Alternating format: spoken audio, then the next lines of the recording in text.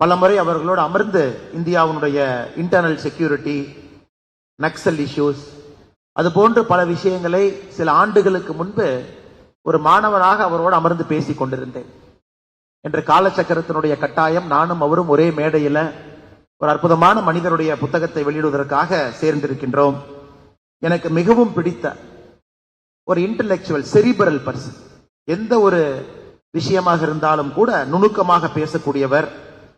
மணிப்பால் பல்கலைக்கழகத்தினுடைய ஜியோ பாலிட்டிக்ஸ் அதனுடைய ப்ரொஃபஸராக இருக்கிறவங்க, மணிப்பால் பல்கலைக்கழகத்தினுடைய சைனா சென்டருடைய தலைவராக இருக்கக்கூடிய ஐயா பேராசிரியர் சேஷாத்ரி சாரி அவர்களே, KS ராதாகிருஷ்ணன் ஐயா அவர்களுக்கு அறிமுகமே தேவையில்லை. அரசியல் தலைவர் என்பதை தாண்டி பல பரிமாணங்கள், ஒரு எழுத்தாளர், ஒரு சிந்தனையாளர், அற்புதமான பேச்சாளர், சமுதாயத்திலே ஒரு பெரிய மாற்றம் ஏற்பட வேண்டும் என்பதற்காக போராடி கொண்டிருக்கக்கூடிய இந்த புத்தகத்திற்கு அணித்துறையும் வளர்ந்திருக்கக்கூடிய ஐயா KS ராதாகிருஷ்ணன் அவர்களே, மேடையின் மீது இதற்கு முன்பு தன்னுடைய தலைமையுரையை அளித்துவிட்டு தமிழ் திசை ஹிந்து தமிழ் திசை பத்திரிகை இன்னைக்கு தமிழகத்தில் மிக முக்கியமான ஒரு நாளிதழ். ஒரு செய்தியை சுருக்கமாக, உண்மையாக, நேர்மையாக, தேசியத்தை எந்த விதத்திலும் கூட விடாமல் கெட்டியாக பிடித்து தமிழகத்தில் ஒரு நாளிதழ் இருக்கு, தினசரி பத்திரிகையா இருக்கு. அதை நாம் அனைவரும் விரும்பி படித்துக் கொண்டிருக்கின்றோம் என்றால் அது இந்து தமிழ் திசை நாளிதழ். அதனுடைய ஆசிரியராக இருக்கக்கூடிய ஐயா அசோகன் அவர்களுக்கும் இந்த நேரத்தில் நன்றி கலந்த வாழ்த்துக்களை, வணக்கங்களை தெரிவித்துக் கொள்கின்றேன். இந்து தமிழ் திசை அதனுடைய நிறுவனர், டைரக்டராக இருக்கக்கூடிய அம்மா விஜய அருண் அவர்கள் மேடையின் மீது அமர்ந்திருக்கின்றார்கள். அவர்களுக்கும் என்னுடைய நன்றி கலந்த வாழ்த்துக்களை, வணக்கங்களை தெரிவித்துக் கொள்கின்றேன். நாம் அனைவரும் இன்று டாக்டர் MGR ஜானகி அறிவியல் கலை கல்லூரியில் இணைந்திருக்கின்றோம் என்றால் அதற்கு மிக முக்கிய காரணமாக இருக்கக்கூடிய நம்முடைய இந்து தமிழ் திசை பத்திரிகையினுடைய வடப்பகுதி முழுவதுமே எல்லா பட்டி தொட்டி எல்லாம் சென்று செய்திகள் சேகரித்துக் கொண்டிருக்கக்கூடிய அண்ணா ஷஃபிமுன்னா அங்க இருக்கிறாங்க. ஆனா நீங்க கொஞ்சம் வாங்க, உங்களை மக்கள் பார்க்கணும். இன்னைக்கு இந்து தமிழ்ல நீங்க படிக்கக்கூடிய எல்லா முக்கியமான செய்திகள், டெல்லி, உத்தரப்பிரதேசம், பீகார் எல்லாம் இவருடைய பேனா முனையிலிருந்து வரக்கூடிய செய்தி. அற்புதமான ஒரு பத்திரிகையாளர் அண்ணன் அவர்களுக்கும் என்னுடைய நன்றி கலந்த வாழ்த்துக்களை, வணக்கங்களை தெரிவித்துக் கொள்கின்றேன். நீங்க வந்திருக்கக்கூடிய மாணவ செல்வங்கள், மீடியா நண்பர்களுக்கு மறுபடியும் என்னுடைய வணக்கங்கள். நம்முடைய மோடி ஐயாவை பற்றி பல புத்தகங்கள் வந்திருக்கிறது. மோடி ஐயா அவர்கள் தன்னை பற்றி யார் என்று ஒரு புத்தகத்தில் பேசுவது மிக மிக அரிது, எங்கேயுமே பேச மாட்டார். அதனால் மோடி அவர்களை பற்றி ஒரு புத்தகம் எழுத வேண்டும் என்றால் அவரை நுணுக்கமாக நீண்ட காலம் ஒரு மனிதன் பார்த்திருந்தால் மட்டும்தான் அந்த புத்தகத்தை எழுத முடியும். இன்னைக்கு அஜய் சிங் அவர்கள் இந்தியாவுடைய one of the most reputed journalist. 1995 பாரத பிரதமர் நரேந்திர மோடி அவர்களை 2022 வரை பாருங்க, எத்தனை வருஷம், 27 ஆண்டுகள். 27 ஆண்டுகள் ஒரு பத்திரிகையாளர் நரேந்திர மோடி அவர்களை நுணுக்கமாக பார்த்து அதன் பிறகு 2017 அந்த புத்தகத்தை எழுத ஆரம்பிக்கிறாங்க ஐயா. 5 ஆண்டுகள் இந்த புத்தகத்தை எழுதுறாங்க, 2022 வெளியிடுறாங்க. ஒரு மனிதனை 1995 உன்னிப்பாக பார்த்து இந்த புத்தகம் நம்முடைய கைக்கு ஐயா அஜய் சிங் அவர்கள் கொடுத்திருக்கின்றார். நான் நரேந்திர மோடி ஐயாவுடைய கட்சியை சார்ந்தவன், நரேந்திர மோடி ஐயாவை பார்த்துதான் அரசியலுக்கு வந்தேன். ஆனால் என்னுடைய பேச்சு எப்பொழுதுமே நரேந்திர மோடி ஐயாவை சார்ந்துதான் இருக்கும், அதில் எந்த மாற்று கருத்தும் இல்லை. ஆனா மேடையில் இருக்கக்கூடிய தலைவர்கள் நீங்க பார்த்தீங்கன்னா நடுநிலைமையானவர்கள். அவர்கள் என்னை போன்று நான் சார்ந்திருக்கக்கூடிய கட்சியில் இல்ல, அவர்கள் என்னை போன்று நான் என்னை மோடி பக்தன் என்று சொல்லுவேன், அவர்கள் மோடி பக்தர்கள் அல்ல. ஆனா இவங்க எல்லோருமே மேடையில் இருக்கக்கூடிய தலைவர்கள் விருப்பு வெறுப்பு இல்லாம ஒரு ஸ்காலர்லி அசஸ்மெண்ட், மோடி என்கின்ற மனிதன் யார், who is Modi as a human being, who is Modi as a person, who is Modi as a politician, dispassionate analysis என்று சொல்வார். எந்தவித விருப்பும் வெறுப்பும் கொண்டு வராம, சில இடத்துல அருகிலே சில இடத்துல தூரத்துல, 2 இடத்துல இருந்து கூட அந்த மனிதனை பார்த்து அதன் பிறகு தன்னுடைய கருத்துக்களை பதிவு செய்வதற்காக மேடையில் இருக்கக்கூடிய தலைவர்கள் வந்திருக்கின்றார். ஆனால் அவர்களுடைய கருத்துக்கள் மிக மிக முக்கியமான கருத்து. தேர்தல் நேரம் நான் இன்னொரு இடத்துல இருக்க வேண்டிய கட்டாயம் இருந்தும் ஐயா தமிழறிவு மணியன் ஐயா, ராதாகிருஷ்ணன் ஐயா, சேஷாதிரி சாரி ஐயா, அசோகன் ஐயா மேடம்கிட்ட அனுமதி வாங்கி கொண்டேன். நான் கடைசியாகத்தான் நாயப்படி பேசணும், ஆனா அவர்களுக்கு முன்பு பேசுவது முறை இல்லை, இருந்தும் நான் பேசிவிட்டு செல்கின்றேன், அனுமதி கொடுங்கன்னு சொன்னாங்க. அதற்காகத்தான் அவங்களுக்கு முன்பு பேசுறேன். என்னை போன்று சில மனிதர்களுக்கு நரேந்திர மோடி அவர்களை மிக அருகிலே பார்ப்பதற்கு ஒரு வாய்ப்பு. அவர் எப்படிப்பட்டவர், மிக மிக அருகிலே. அதை நீங்க தொலைக்காட்சியில பார்க்க மாட்டீங்க, ஸ்டேஜ்ல பார்க்க மாட்டீங்க. ஸ்டேஜுக்கு பின்னாடி நரேந்திர மோடி அவர்கள் யார் என்பது எனக்கு நன்றாக தெரியும். என்னை போன்ற சில மனிதர்களுக்கு நன்றாக தெரியும். நாளை உங்களுக்கும் தெரிவதற்கு வாய்ப்பு இருக்கு. ஆனா நாம் திரைக்கு பின்னால் பார்க்கக்கூடிய நரேந்திர மோடி அவர்களை மிக அழகாக இந்த புத்தகத்துல அஜய் சிங் அவர்கள் காட்டி இருக்கின்றார்கள் என்பதை படித்து நான் பிரமிப்படைந்தேன். உண்மையை சொல்ல வேண்டும் என்றால் இந்த புத்தகத்தை முதலாக நான் ஆங்கிலத்திலே படித்தேன். புத்தகம் வந்தவுடன் ஆங்கிலத்தில் வாங்கி படித்தேன்.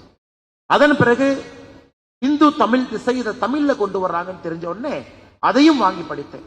உண்மையை சொல்ல வேண்டும் என்றால் ஒரு எழுத்தாளனுக்கு முழுமையாக மரியாதை கொடுத்து அந்த sense and essence of that writing எந்த விதத்திலும் கூட குறையாம அஜய் சிங் அவர்கள் ஆங்கிலத்தில் எப்படி எழுதியிருக்கிறாங்களோ அதை அற்புதமாக அருமையாக தமிழிலே கொண்டு வந்திருக்கின்றார்கள். அதனுடைய ஆசிரியர் ஐயா இங்க இருக்கிறாங்க. அவர் தயவு செஞ்சு நான் மேடைக்கு வர வேண்டும் என்று அன்பாக நம்முடைய ரங்காச்சாரி ஐயாவை நான் கூப்பிடுறேன். மிக அற்புதமாக தமிழ்ல மொழிபெயர்த்திருக்கின்றார்கள். சாதாரண வேலை இல்லைங்க, ஒரு தவமாக சங்கல்பமாக செய்திருக்கக்கூடிய ஐயா ரங்காச்சாரி அவர்கள் மேடைக்கு வரணும். தயவு செஞ்சு மேடையின் மீது நீங்கள் அமர வேண்டும் என்கின்ற அன்பான வேண்டுகோளை நான் உங்களுக்கு வைக்கின்றேன்.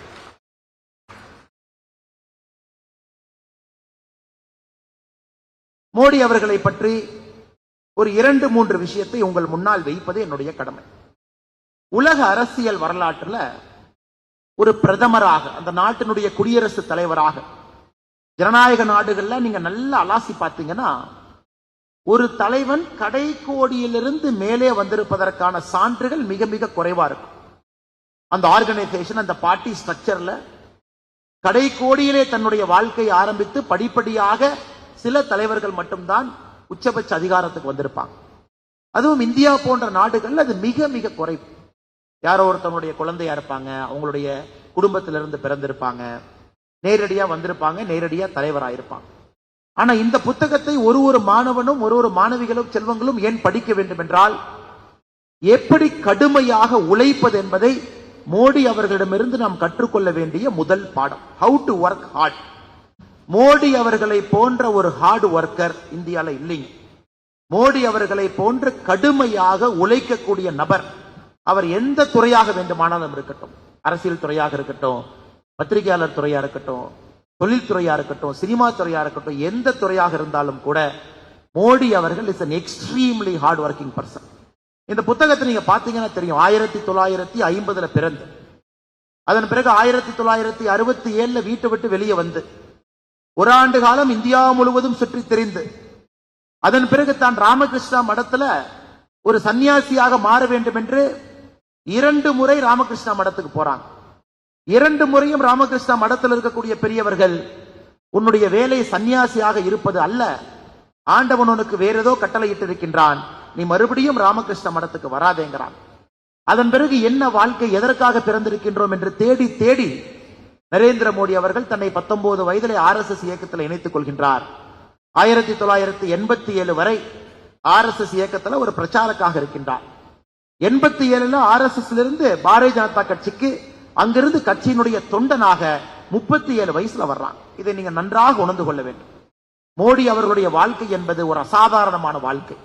ஒரு ஏழை குடும்பத்தில் பிறந்து துணிவு, தைரியம், தொலைநோக்கு பார்வை, இந்த நாட்டின் மீது இருக்கக்கூடிய அளவு கடந்த காதல், இதெல்லாம் நரேந்திர மோடி அவர்களை பாரதிய ஜனதா கட்சியின் பக்கம் 1987 இணைத்து அதன் பிறகு தொடர்ச்சியா நீங்க பார்க்கலாம். பிஜேபி வர்றதுக்கு முன்னாடியே 84 குஜராத்ல ஒரு மிகப்பெரிய போராட்டத்தை நடத்துறார். RSSல பிரச்சாரக்காக இருக்கும் பொழுது விவசாயிகளுக்கு எதிராக குஜராத் அரசு இருக்கு அப்படிங்கிற மிகப்பெரிய போராட்டத்தை எடுக்கிறாங்க. ஜெகநாதர் யாத்திரை அகமதாபாத்தில் நடத்தக்கூடாது என்ற தடை விதித்த பொழுது அதை எதிர்த்து மிகப்பெரிய போராட்டத்தை நடத்தி வெற்றி கண்டிருக்கின்றார். அதையெல்லாம் அந்த புத்தகத்துல ரொம்ப அக்யூரேட்டா கேப்சர் பண்ணிருக்காங்க. அதான் எனக்கு ரொம்ப பிடிச்சது. ஏன்னா இந்த நரேந்திர மோடி ஐயாவுடைய இந்த பாகம் நமக்கு தெரியாது. 1987 நரேந்திர மோடி அவர்கள் குஜராத் பாரதிய ஜனதா கட்சிக்கு வந்த பொழுது நீங்கள் புரிந்து கொள்ள வேண்டும். இன்னைக்கு குஜராத் பிஜேபி 20 இருக்கக்கூடிய எல்லா எம்பிக்களும் நம்முடைய எம்பிக்கள், 87% எம்எல்ஏக்கள் நம்முடைய எம்எல்ஏக்கள், உள்ளாட்சி பிரதிநிதிகள் எல்லோரும் நம்முடைய பிரதிநிதிகள். ஆனா அப்படி இல்லைங்க. 87 மோடி அவர்கள் பாரதிய ஜனதா கட்சிக்கு வந்த பொழுது அந்த கட்சி இருந்தது வெறும் 1000 கிராமம் மட்டும்தான். வெறும் 1000 கிராமத்துல மட்டும்தாங்க இருந்துச்சு. அதை மோடி அவர்கள் மிக வேகமாக 16,000 கிராமத்திற்கு பாரதிய ஜனதா கட்சி எடுத்து சென்றார். இந்த புத்தகத்திலே மிக அற்புதமாக அதை விவரித்திருப்பார்கள். 1000 கிராமத்திலிருந்து ஒரு மனிதனுடைய உழைப்பு எப்படி பாரதிய ஜனதா கட்சியை பட்டி தொட்டி எல்லாம் 16,000 கிராமங்களுக்கு எடுத்து சென்றார் என்பதை மிகச் சிறப்பாக இருக்கும். சமீபத்தில் ஒரு பத்திரிகையாளர் ராஜீவ் சர்தேசாய் அவங்க பேசுறாங்க. 1987 அகமதாபாத்ல உள்ளாட்சி தேர்தல், லோக்கல் பாடி எலெக்ஷன். அப்ப ஸ்கூட்டர்ல 2 பேர் போறாங்க. ஒரு மனிதர் ஸ்கூட்டருக்கு பின்னாடி உட்கார்ந்து பிஜேபியினுடைய போஸ்டரை கட்டி பிடிச்சு பின்னாடி உட்கார்ந்து இருக்கார். ஒரு மனிதர் ஸ்கூட்டரை ஓட்டிட்டு போறார். அதுல ராஜீவ் சர்தேசி அவங்க சொல்றாங்க, நான் அந்த 2 மனிதரையும் ஸ்கூட்டர்ல போகும்போது பார்த்தேன். ஸ்கூட்டரை ஓட்டுனவர் இன்று இந்தியாவுடைய உள்துறை அமைச்சர் அமித்ஷாஜி அவர்கள். ஸ்கூட்டருக்கு பின்னாடி பாரதிய ஜனதா கட்சியினுடைய போஸ்டரை கட்டி பிடிச்சு ஸ்கூட்டருக்கு பின்னாடி உட்கார்ந்தது அன்னைக்கு பாரதிய ஜனதா கட்சியினுடைய தொண்டராக வந்த நரேந்திர மோடி அவர்கள். அதனால்தான் நான் திரும்ப திரும்ப எல்லா இடத்துலையும் சொல்லுவாங்க, இந்த கட்சியினுடைய தலைவர்களே போஸ்டர் ஒட்டி அடிமட்டத்திலிருந்து கட்சியை வளர்த்து மேலே வந்தவர்கள், ஒரு சாமானிய மனிதனுடைய வலி என்பதை முழுமையாக உணர்ந்தவர்கள். அதனால்தான் இன்று பாரதிய ஜனதா கட்சி ஜனநாயகத்துல உலகத்தினுடைய மிகப்பெரிய ஜனநாயக கட்சியாக இருக்கிறது. 19 கோடி தொண்டர்கள் இருக்கின்றார்கள் அதிகாரப்பூர்வமாக. அதை எல்லாம் கூட இந்த புத்தகத்துல மிக அற்புதமாக இவர்கள் காட்டியிருக்கின்றார்கள். எனக்கு பிடிச்சது பாருங்க, எந்த அளவுக்கு கலப்பன். 1991 முன்னாள் பிரதமர் ராஜீவ்காந்தி ஐயா படுகொலை செய்யப்படுறாங்க நம்முடைய மண்ணுல. இந்தியா முழுவதும் காங்கிரஸ் அலை. தமிழகத்தில் நீங்க பாத்தீங்கன்னா காங்கிரஸ் எங்கெல்லாம் போட்டியிடுகின்றார்களோ எல்லா இடத்திலையும் ஜெயிக்கிறாங்க. அந்த காங்கிரஸ் அலையில தொடர்ச்சியாக ஒரு காங்கிரஸ் மாநிலமாக இருந்த குஜராத்ல, காங்கிரஸ் ஆட்சியில தொடர்ச்சியாக இருக்கக்கூடிய குஜராத்ல, அந்த காங்கிரஸ் அலையில பாரதிய ஜனதா கட்சி 20 எம்பிக்கள் ஜெயிக்கிறது. யோசிச்சு பாருங்க, 5 எம்பி மட்டும்தான் காங்கிரஸுக்கு போது. அந்த அளவுக்கு கலப்பணி, அந்த அளவுக்கு மிகச் சிறப்பாக கலப்பணி. அதனால்தான் 1995 குஜராத்ல ஆட்சிக்கு வந்த பாரதிய ஜனதா கட்சி 2024 குஜராத்ல தொடர்ந்து ஆட்சியில் இருக்கிறது என்றால் ஒரு தனி மனிதனுடைய உழைப்பு, பட்டி தொட்டி எல்லாம் கிராமம் தோறும் சென்று தேசியத்தின் பக்கம் குஜராத்தை கொண்டு வந்து மிக கடினமாக உழைத்ததை கொண்டு வந்திருக்கின்றார். இந்த புத்தகத்தினுடைய இன்னொரு பகுதி, மோடி அவருடைய ஆரம்ப காலத்தை கவர் பண்ணிட்டு அடுத்ததுக்கு போறாங்க. மோடி அவர்கள் குஜராத்தினுடைய முதலமைச்சராக எப்படி பணி செய்தார்கள், அது ரொம்ப முக்கியம். எப்படி குஜராத்ல விவசாயத்தை வளர்த்தினாங்க, எப்படி குஜராத்ல ஒரு கிராமத்தினுடைய வளர்ச்சிக்கு திட்டங்களை கொண்டு வந்தாங்க. பஞ்ச கிராம மித்ரா யோஜனா என்று ஒரு கிராமத்தினுடைய பஞ்சாயத்து தலைவர்களுக்கு தனியா நிதி ஒதுக்கினாங்க. மோடி அவர்கள் சொன்னார், ஒரு கிராமத்தினுடைய பஞ்சாயத்து தலைவரை மக்கள் ஓட்டு போடாம மக்கள் ஒன்றாக ஒரு இடத்துல அமர்ந்து அந்த பஞ்சாயத்து தலைவரை தேர்ந்தெடுத்தா அந்த பஞ்சாயத்துக்கு சிறப்பு நிதி என்று சொன்னார். இது ஆச்சரியம். ஜனநாயகத்துல பாத்தீங்கன்னா பஞ்சாயத்து எலெக்ஷன்ல தான் வெட்டுக்குத்து நடக்கும். இங்க ஒரு கேண்டிடேட் இருப்பாங்க, அங்க ஒரு கேண்டிடேட் இருப்பாங்க. 2 பேர் வெட்டுக்குத்து நடத்தி தான் பஞ்சாயத்து எலெக்ஷன்ல ஜெயிப்பாங்க. ஊரே 2ஆ நிக்கும். மோடி அவர்கள் நினைத்தார்கள், உண்மையான மறுமலர்ச்சி வர வேண்டும் என்றால் கிராமத்துல ஒற்றுமையா இருக்கும். கிராமத்துல தேர்தல் என்கின்ற பேர்ல 2 பேர் சண்டை போட்டு பிளவு வந்துவிட்டால் எப்படி வளர்ச்சி வரும் என்பதற்காக முதல் முறையாக பாரத பிரதமர் நரேந்திர மோடி திட்டத்தை கொண்டு வந்தாங்க. பஞ்சாயத்து தேர்தல், ஒரு வேட்பாளரை கிராமமே சேர்ந்து முடிவெடுத்து போட்டியின்றி ஒரு வேட்பாளரை நீங்க தேர்ந்தெடுத்தீங்கன்னா பஞ்சாயத்து தலைவராக மாநில அரசு சிறப்பு நிதி அந்த பஞ்சாயத்துக்கு கொடுக்கும் என்று சொன்னார். இது போன்ற பல யோசனைகள், பல வித்தியாசமான யோசனைகள், அடித்தட்டு யோசனைகள். அதுல மிக முக்கியமாக பஞ்ச கிராம மித்ரா யோஜனை என்பதன் மூலமாக ஒரு கிராமத்துக்கும் அடிப்படை வசதிகளை கொண்டு வந்தார்.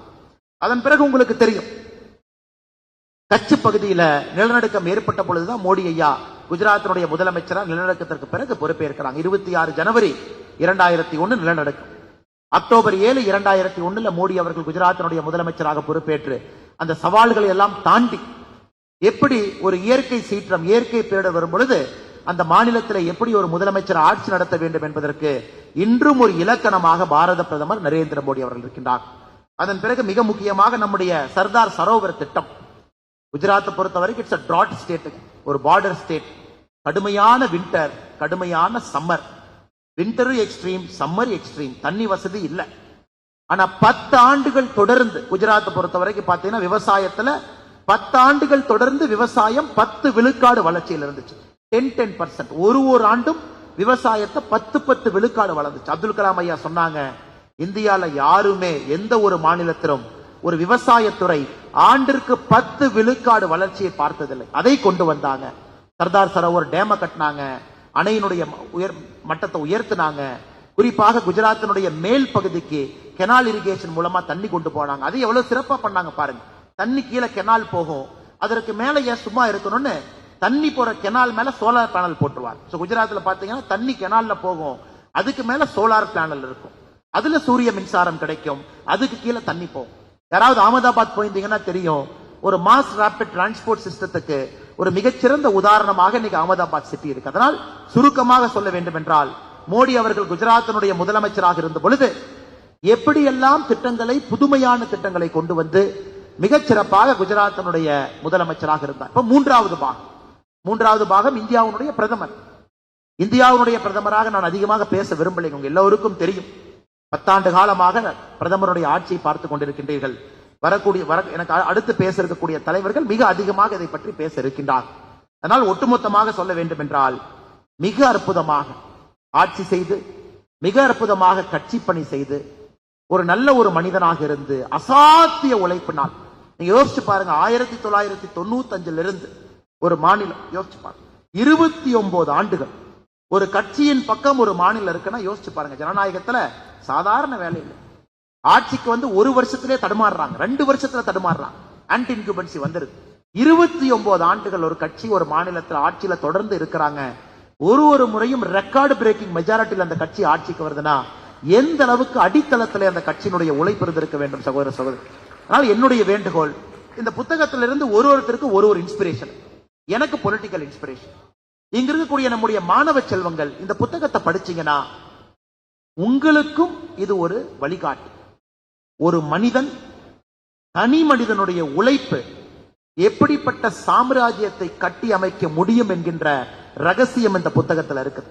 அதனால் ஒரு குழந்தை செல்வங்களும் மாணவ செல்வங்களும் கூட நீங்கள் வாழ்க்கையிலே எந்த துறையை தேர்ந்தெடுத்தாலும் கூட இந்த புத்தகம், நரேந்திர மோடி அவருடைய வாழ்க்கை, அவர் எப்படி வாழ்ந்தார் என்பதை நீங்கள் படித்து, எப்படி ஆட்சி செய்து கொண்டிருக்கிறார் என்பதை நீங்கள் படித்து உணர்ந்து கொள்ள வேண்டும் என்கின்ற அன்பான வேண்டுகோளை வைத்து, மிக முக்கியமாக இந்து குழுமத்திற்கு, குறிப்பாக இந்து தமிழ் திசைக்கு என்னுடைய நன்றியை தெரிவித்துக் கொள்கின்றேன். எனக்கு ஒரு சின்ன சோகம் இருக்கு. மோடி ஐயாவை பத்தி எல்லா மொழியிலையும் போடுறாங்க, குஜராத்ல போட்டாங்க, ஹிந்தியில போட்டாங்க, எல்லா மொழியிலையும் போட்டாங்க. ஆனா நம்முடைய தமிழ்ல இந்த புத்தகம் வந்தாதானே பட்டி தொட்டி எல்லாம் போய் சேர முடியும். எப்ப வரும் என்ற ஆவலோடு காத்துக் கொண்டிருந்த எனக்கு இந்து மிக முக்கியமாக இந்த அற்புதமான புத்தகத்தை வேகமாக தமிழிலே மொழிபெயர்ப்பு சென்று நமக்காக கொண்டு வந்திருக்கின்றார்கள். அதனால் இந்து குழுமத்திற்கு என்னுடைய சிறப்பான நன்றிகளை தெரிவித்து, இதே போன்று பல பணிகளை தொடர்ந்து அற்புதமாக செய்து கொண்டிருக்கின்றீர்கள். நீங்கள் தொடர்ந்து செய்ய வேண்டும் என்கின்ற அன்பான வேண்டுகோளை வைத்து, மேடையில் இருக்கக்கூடிய எல்லா தலைவர்களுக்கும் மறுபடியும் என்னுடைய நன்றி கலந்த வாழ்த்துக்களை, வணக்கங்களை தெரிவித்து, மேடையில் இருக்கக்கூடிய தலைவர்கள் அனுமதியோடு, உங்களுடைய அனுமதியோடு இங்கே இருந்து நான் செல்வதற்கு நீங்கள் என்னை அனுப்பி வைக்க வேண்டும் என்றும் உங்களிடம் நான் வேண்டுகோள் வைக்கின்றேன். நன்றி, வணக்கம். பாரத் மாதா கி ஜெய்.